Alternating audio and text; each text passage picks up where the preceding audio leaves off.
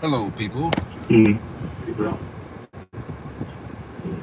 This is Question Down Transparency. I am live right now, and what are we listening to? We are going to be listening in on a training session with the Redlands Police Department. So,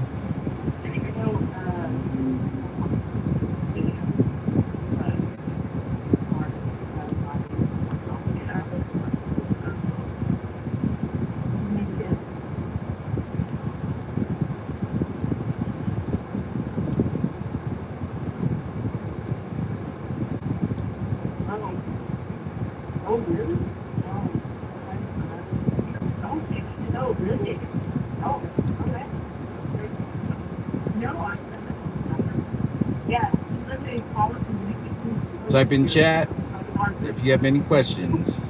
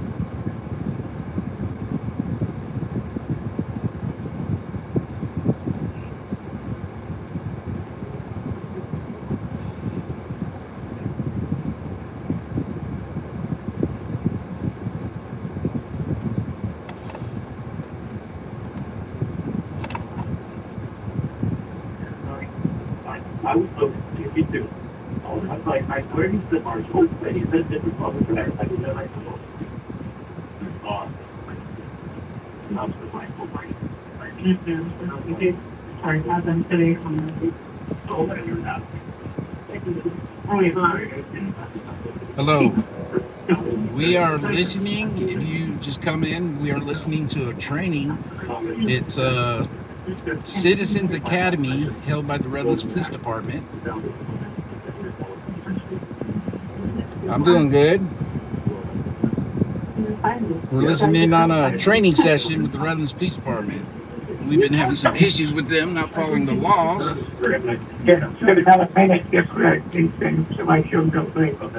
So I'm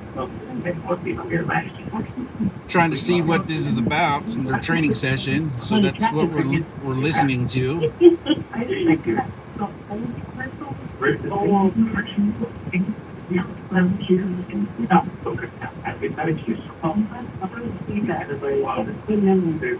I'm doing good. How about yourself? I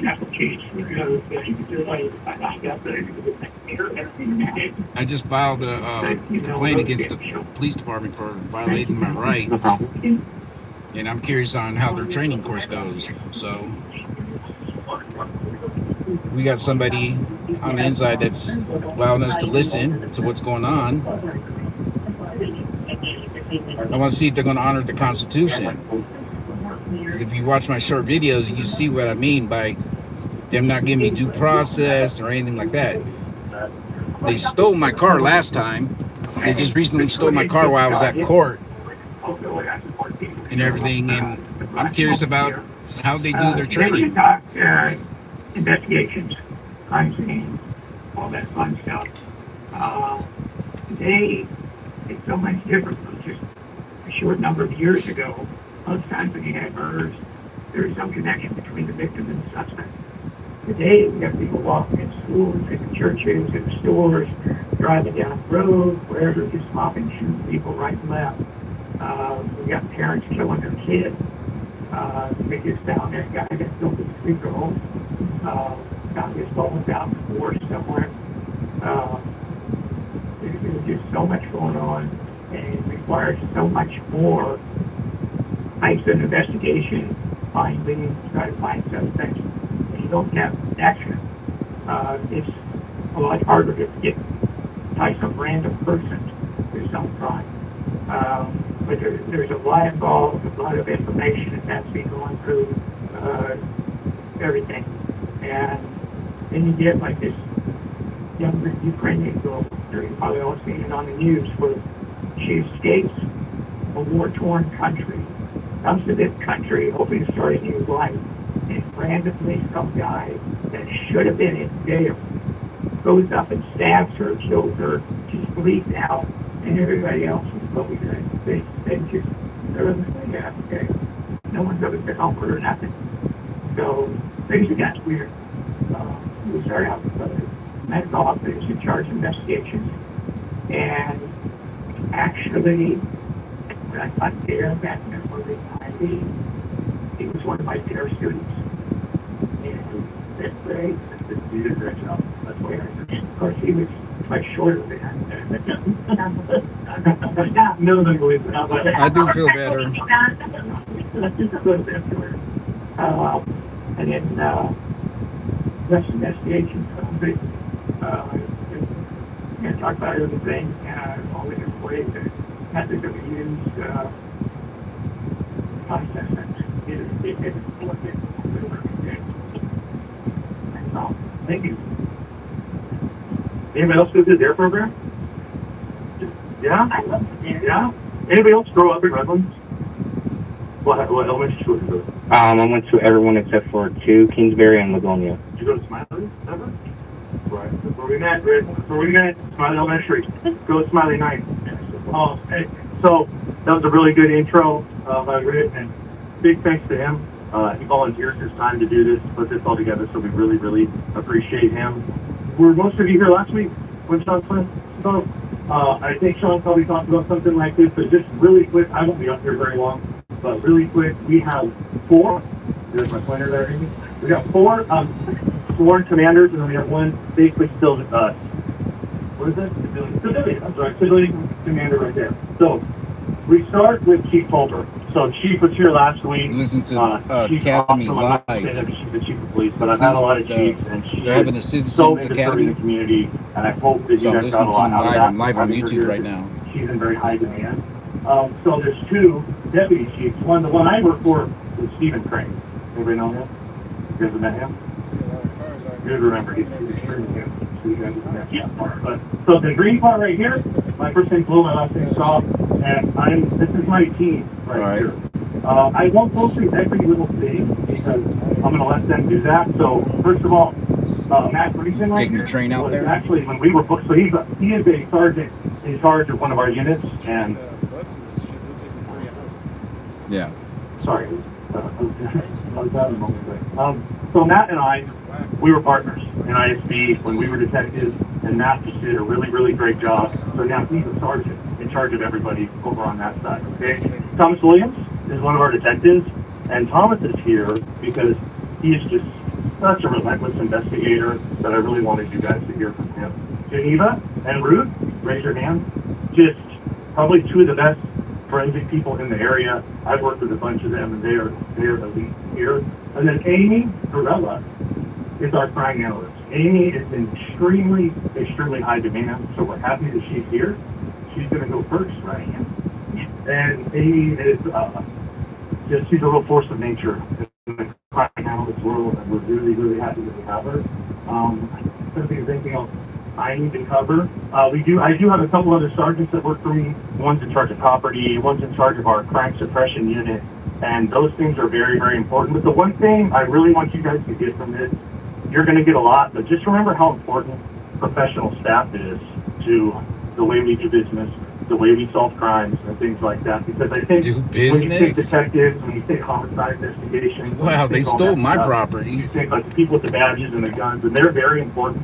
But these professional staff people that don't have guns, that like work on things, you know, whether it's fingerprinting, whether it's computers, making connections with all those people. I think that you guys will find out more tonight. I don't know what you guys talked about last week exactly, but I think what you guys will find out tonight is that police work is a team sport. All right, you grow up playing sports, you know, you get in an industry like that. That's what I did. I love coaching. I love playing.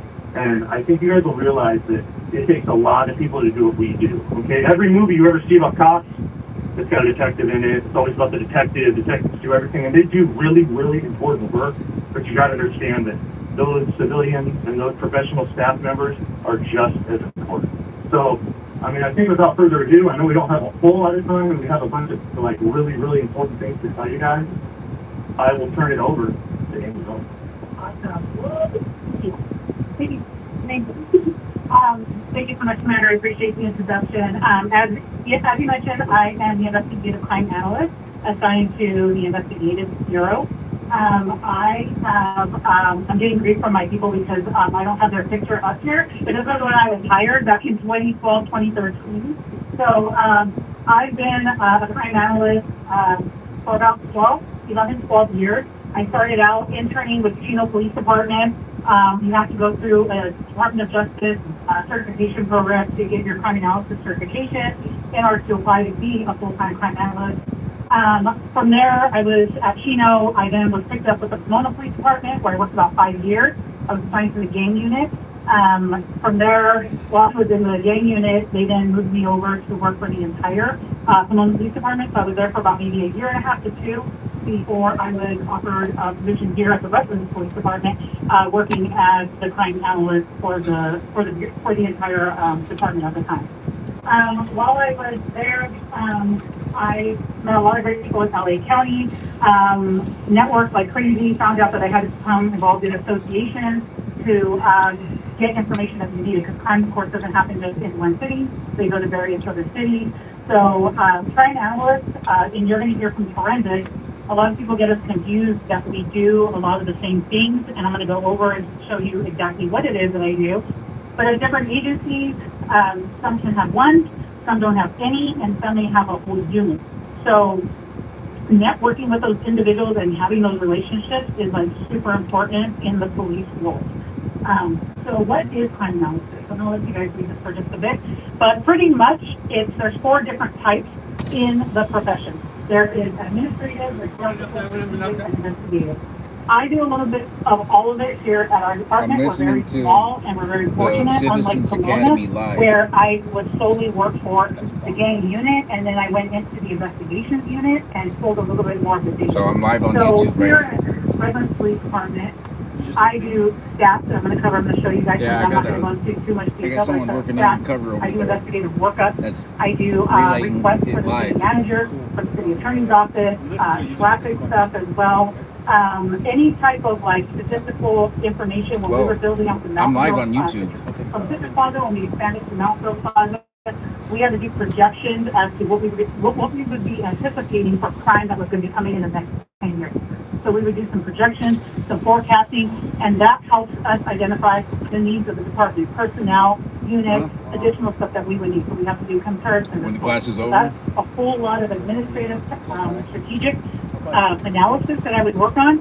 And then when it comes to tactical and investigative, that's where I come into play with patrols, with the detectives, with our specialized units, and help them find a lot of our suspects, do a lot of case workups, and suspect workups, cell phone analysis, and provide a lot of analytical support for our sworn personnel so they can go out in the field and they can find these guys and work their cases, and go to court and do everything else that they do. So we'll talk a little bit about that. So quickly, identify crime series and patterns, discover trends, hotspots, patrol officers, crime mapping analysis. Like I mentioned, I work with the detectives, investigators, prepare bulletins, flyers, newsletters, link charts, timelines, forecasting, charts, graphs, community presentations, right? And courtroom presentations as well. So I'm not going to go into too much detail because I don't have that much time, so I'm going to quickly go over these, and then I'll take any questions, or feel free to interject if you guys have a question about something. So this is an example, and this is going to go back to like 2015. That was just pulling various reports that we put together. But kind of just like what's going on in the city, information that we push out and we report back out to the chief, to patrol, to the entire department, to the citizens as well. So just kind of similar reports like this. We were having an incident, this is one of my favorite ones, with, we called them rooftop roofer at the time, but he was breaking into commercial businesses through the rooftop, through the vent, and then he would like, you know, just sit down joined? and We're listening steal money, cash to, registers, et cetera, et cetera. But he was not only hitting us, but he was hitting other cities as well. And so we work with those Citizens Academy, Combine all of the reports the together, Redlands Police and then Department. detectives go and they prepare the cases. I'm sorry, guys. So, if you was in other cities, how did you find that out? Did you call as soon as, hey, you got this guy doing that, or did you? Great question. So, because of the help of the internet and email, we share our flyers and our incidents that are going on. So we'll prepare, and I'll show you in a bit, flyers, and they get disseminated to the other agencies, especially in our area, and then they'll let us know, like, hey, I had the same incident. Hey, I'm having similar incidents, or they'll run some of our database, our law enforcement database systems, and say, oh, shoot, you guys have something that looks very similar, and they'll contact us. But yes, that's a great question. We do disseminate a lot of our flyers to our allied and local agencies. Great question. We do monitor the Ring doorbells that the citizens are putting out. So I do all of that as well. I get alerts. Anything that's popping up, we're in the case of suspicious activity. In 2020 is when, right at the beginning, mid-COVID, catalyst converters were just taking off. We were managing them, we were watching them, and I'm not going to play the Ring doorbell for you, but we'll see them and we'll start like pushing it out to the patrol, especially when it just happens. We'll get the images and the video out to our patrol officers to see if they can identify them, or the watch commander will send some individuals out in the area so that they can do extra patrol in the area. This individual right here was posted all over the Ring doorbell, and people were just like, hey, this guy was suspicious, he's coming to our doors. Well, our officers are not going to make contact with him. He was actually just selling solar. So just to put the community at ease, we put something out that said, hey, are you finding he's actually just, doing solar? We checked up on it. But so that the citizens know, we are monitoring this. We are checking up on it. It's just sometimes the guys may be busy on patrol, but we'll try to get people out there. And just so you guys know, there's peace of mind. The information you guys put out here, it is great. We are looking at it, and we are doing our best to find out what's going on, because we want to make sure everybody's safe in the city as well. So let's see the flyers we were talking about, right? How do we get information out? Are we contacting them? This is stuff that we push out and we share to the other allied agencies, and this is how they're identifying and letting us know, hey, I have a similar, or these individuals did the exact same thing in my city. So some crime theories and trends. This individual right here, actually both of them, in the beginning when I first saw these, I thought they were the same person. These individuals not only hit our Nike, but they hit at least 7 other Nikes throughout various counties. So not only San Diego County, Orange County, Riverside County, San Bernardino, they were out in Ventura County. They were all over the place. Arizona even thinks that they hit them as well. So these individuals, we finally got them identified, but we're working with other agencies on the bigger case to put them all together. And this is our organized retail concept. And Detective Williams will probably talk a little bit about what that's all about. But this is what we do. We get the images, we push it out, we disseminate it so to see if anybody else is trying to be similar. A couple of other ones. As I'm working with other analysts, they'll see my flyer and they're like, hey, I got the same one, just like you were talking about. They'll shoot an email over to me and we'll run them up. And sure enough, San Bernardino Police Department, Rialto Police Department has 2 of them, and we're connecting them and we're putting them all together. So these individuals were actually arrested, I believe, in Buena Park or Brea, the Gulf Galaxy. I don't remember which one had it, but they were just recently arrested. This guy right here we utilized tools that help us identify who these suspects are, and we have 6 cases connected to this individual who's stealing from Basmo, taking some alcoholic beverages, and then a repeat offender at Famous Footwear. So another one at Lowe's, and then good old Nike. All right. Then I talked about crime stats, right? This is not my favorite stuff that I do, but we still have to do it, right? We have to identify, is crime up, is crime down? Everybody wants to know what's going on. These are all monthly reports that we put out. This is up until July. So the chief has to present to council. People want to know, is our crime up, is it down? What are we looking at? What's our highest crime? What about our detective bureau staff? Are we clearing out our cases? What do our traffic collisions look like? So we do a at-a-glance dashboard so everybody can see. And then this is something that she gets monthly, and then she can better assess the needs of the department. So as you can see right here, we have a rep per month, what they're looking like, traffic citations per month, our response time, our number of calls for service that are coming in, our patrol activity, and this is just mainly like our arrests versus our adults versus our juvies, motor collisions, our investigative deaths, and then our crimes are at the top. All right, so I'm going to go a little bit, go into our some of my significant cases that I worked over the years. So as I mentioned, I came from Pomona Police Department. I was there for about 5 years. I was assigned to a gang unit. Toward the end of my time at the gang unit, and as I was transitioning over here, I had a missing person detective who asked for some help. He was actually a full-time volunteer there. And he said, hey, I got this crazy case. This lady came in and she said that her sister went missing about like 30, 40 years ago. I went to look it up and I can't find it. I don't know where it's at. And I'm just like, what? That's crazy. So we sat down and we talked about like timelines and some of the projects that I work on with the guys. This is one of the timelines that we built and we worked on. So Terry Ann Kelly was 50 years old when she went missing.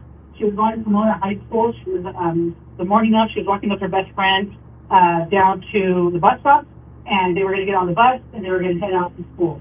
Her best friend says on that day there was a older yellow Volkswagen that pulled up next to them, and Terry Ann was saying to her, like, doesn't he look cute? He's got a cigarette. I'm going to go bum a cigarette off. So her friend was like, hey, the bus is coming. Don't go. And she doesn't listen. And she's like, hey, we're taking off. And that's why she sees her best friend. Terry Ann Kelly goes missing. Allegedly, her dad reports her missing. Terry Kelly was in a mixed family. Her mother had passed away. Her dad, she had, I think, 4 siblings with herself. And then her dad remarried, and a woman who had 5 boys, and they all lived in a 3-bedroom house. It appears that there was some sexual misconduct that was occurring between the siblings and the boys and these younger girls. And the best friend had mentioned some of the stuff to the detective as we caught up with her to find out, like, hey, did she say anything? And stuff, kind of some of the stuff she was revealing to the detective. He followed up with everybody, and it was a very, very interesting case. Where I know that this is insane, this is crazy. Like, we had all of our speculation of who did what, family members that we believe that was responsible, and based on everything, the detective at the time believed that she was dead, based on everything that we had come together and found out. I then came to Redlands in 2012, December, so 2013, January, I got a call from Detective Fuller. And prior to me leaving, we worked with the NCMEC, and it was a family tree that I had done with them. And we did an age enhancement of what Terry Ann Kelly would look at the time in 2013. And do you guys know what the NCMEC is? The National Center for Missing and Exploited Children. You guys haven't seen them, they're a great resource. This group did an age enhancement photo of what she would look like. And so it was disseminated, and that was it. We closed it out. It's a cold case, and we don't know what we're going to do with it, because we followed up on everything we possibly could. I get a call in 2013 from Detective Fuller, and he's like, you're not going to believe it, we found her. And I was like, oh my gosh. And immediately I just thought, like, where, like, was she at this location where we thought? And he's like, no. Because you're going to trip out. We disseminated the flyer, and it apparently goes on pizza boxes. And Terry Ann Kelly was having dinner with her significant other. They had ordered pizza, and they popped open the pizza box, and they saw her picture on the pizza box. You guys never hear about stories like